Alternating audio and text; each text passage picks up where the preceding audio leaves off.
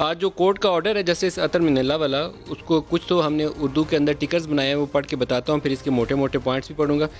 وہ آرڈر کہتا ہے کہ مبینہ اغوا کاروں کی طرف سے دن دہاڑے بلا خوف و خطر ایک صحافی کو اٹھانا باعث تشویش ہے۔ ایسا واقعہ وفاقی دارالحکومت میں قانون کی حکمرانی پر سوالیہ نشان ہے۔ سی سی ٹی وی فوٹیج میں اغوا کاروں کی دیدہ دلیری پر سنجیدہ سوالات اٹھ رہے ہیں۔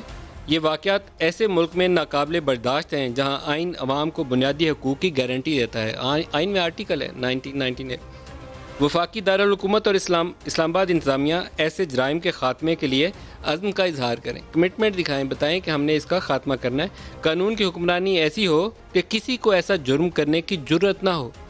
اب یہ وہ چیز ہے جو میں چاہتا ہوں کہ اس کے اوپر عدالت عالیہ جو ہے وہ فالو اپ کرے، اور اس فالو اپ کے نتیجے میں شاید کوئی ایسا راستہ نکل آئے کہ ہم روک سکیں ان لوگوں کو جو اس طریقے سے کسی جرنلسٹ کو، کسی شخص کو بھی، جرنلسٹ صرف زیادہ اس کا استحقاق اس لیے بن جاتا ہے کہ اس کی ذمہ داری ہے رپورٹ کرنا، وہ فرنٹ لائن کے اوپر کھڑا ہوتا ہے اسٹیٹ فنکشنز کے درمیان، عوام کے درمیان میں ان اطلاعات کی رسائی کے لیے، اس لیے اس کو یہ تحفظ دینا اسٹیٹ کی بہت زیادہ بڑی ذمہ داری بن جاتی ہے۔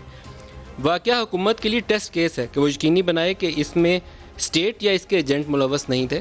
یہ جب تک فالو اپ نہیں آئے گا ہم معلوم نہیں کر پائیں گے، ادروائز وہ مٹی پاؤ اور کام آگے چلے جائے گا۔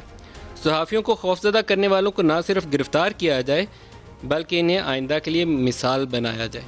بہت اچھا شاندار آرڈر ہے، لیکن اس پہ بھی دوبارہ درخواست ہے کہ آپ ایک ہفتے کے بعد پوچھے گا کہ کوئی گرفتاری ہوئی۔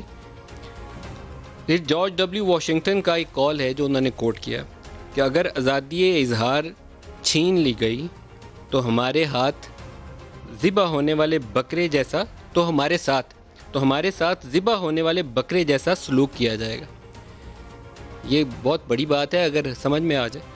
یہ کسی کو جرنلسٹ کو میں بڑا بنا کے پیش نہیں کر رہا، اس کے اس پروفیشن کی شان ہے، یہ اس کی رسپیکٹ ہے یہ، اور اس کی جو نوبل اس کا کاز ہے وہ یہ ہے کہ وہ ایک اطلاع پہنچاتا ہے جس سے معاشرہ اپنے صحیح مقام پر کھڑا رہنے میں اس کو مدد ملتی ہے۔ دوبارہ دہرا رہا ہوں کہ آزادی اظہار اگر چھین لی گئی تو ہمارے ساتھ ذبح ہونے والے بکرے جیسا سلوک کیا جائے گا۔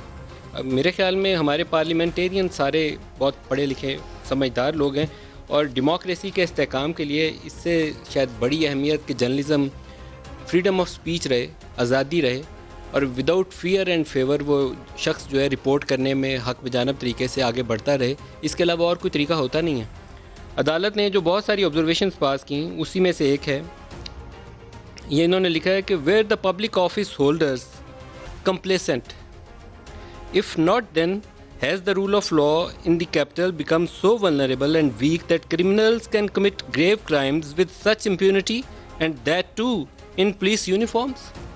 یہ عدالت کے اپنے حکم ہے جس میں سے پڑھ رہا ہوں۔ پھر جبری گمشدگی جس کا میں لفظ استعمال کر رہا ہوں کہ میں وہ خواجہ آصف سے ان کے لفظ کے اوپر اعتراض ہے کہ گرفتار کیا گیا۔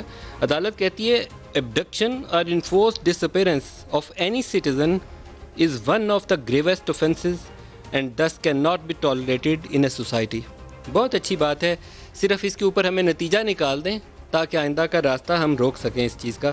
Nothing impedes the freedom of expression and free speech more than the fear and perception that the state and its functionaries, instead of protecting the fundamental rights guaranteed under Article 19 and 19A,